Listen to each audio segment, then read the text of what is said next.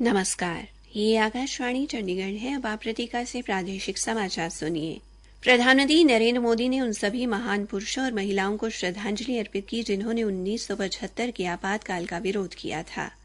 एक social media post में श्री मोदी ने कहा कि ये दिन याद दिलाता है कि कैसे कांग्रेस पार्टी ने बुनियादी स्वतंत्रता को नष्ट कर दिया और भारत के संविधान को कुचल दिया, जिसका हर भारतीय बहुत सम्मान करता है।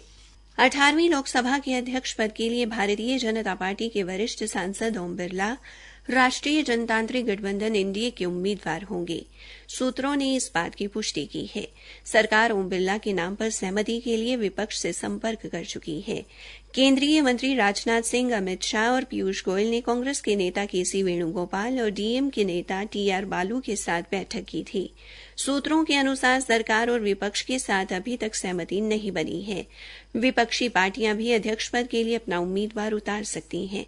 इस बीच कांग्रेस के सांसद राहुल गांधी ने कहा कि विपक्ष अध्यक्ष उम्मीदवार को अपना समर्थन देने के लिए तैयार है, लेकिन उपाध्यक्ष पद के लिए विपक्षी दल का उम्मीदवार होना चाहिए। संसद परिसर में मीडिया से बातचीत में श्री गांधी ने कहा कि राजनाथ सिंह ने मल्लिकार्जुन खड़गे से मुलाकात की। राजनाथ सिंह ने उन्हें अध्यक्ष को अपना समर्थन देने को कहा। राष्ट्रीय परीक्षा एजेंसी एनटीए के माध्यम से परीक्षाओं के पारदर्शी, सुचारू और निष्पक्ष संचालन को सुनिश्चित करने के लिए शिक्षा मंत्रालय द्वारा गठित विशेषज्ञों की उच्च स्तरीय समिति की कल पहली बैठक हुई।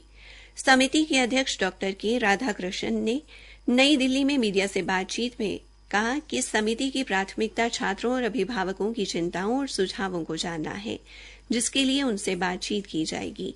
उन्होंने कहा कि समिति छात्रों की कठिनाइयों और तनाव को कम करने के उद्देश्य से एक मजबूत प्रणाली विकसित करने पर विचार कर रही है।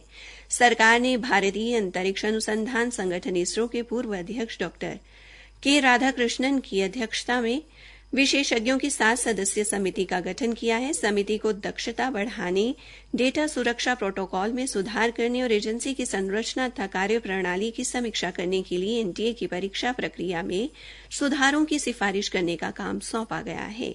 समिति मौजूदा प्रक्रियाओं का मूल्यांकन, सुधार के सुझाव और एनटीए में स्पष्ट भूमिकाओं तथा जिम्मेदारियों को परिभाषित करेगी। समिति मौजूदा शिकायत निवारण तंत्र का आकलन कर उसे मजबूत बनाने का प्रस्ताव करेगी और 2 महीने में शिक्षा मंत्रालय को अपनी रिपोर्ट सौंपेगी। हरियाणा के विभिन्न जिलों में कल टीबी मुक्त भारत अभियान के अंतर्गत उत्कृष्ट परिणाम लाने वाली पंचायतों को सम्मानित किया गया, ताकि और भी जनप्रतिनिधि इनसे प्रेरित होकर देश से टीबी को जड़ से समाप्त करने में अपनी बेहतर भूमिका अदा कर सकें।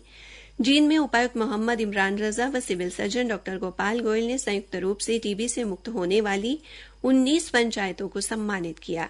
इस अवसर पर मीडिया से बातचीत में उपायुक्त ने civil surgeon doctor Gopal Goyal की टीम द्वारा किए गए प्रयासों की प्रशंसा की। उपायुक्त ने कहा कि उनका प्रयास रहेगा कि समूचे जिले को टीबी मुक्त किया जाए। उन्होंने कहा कि इसके लिए स्वास्थ्य विभाग और जिला प्रशासन के साथ साथ पंचायत प्रतिनिधियों को अपनी सार्थक भूमिका अदा करनी होगी। उन्होंने कहा कि किसी भी बीमारी को मूल से समाप्त करने के लिए उपचार के साथ साथ जागरूकता भी जरूरी है।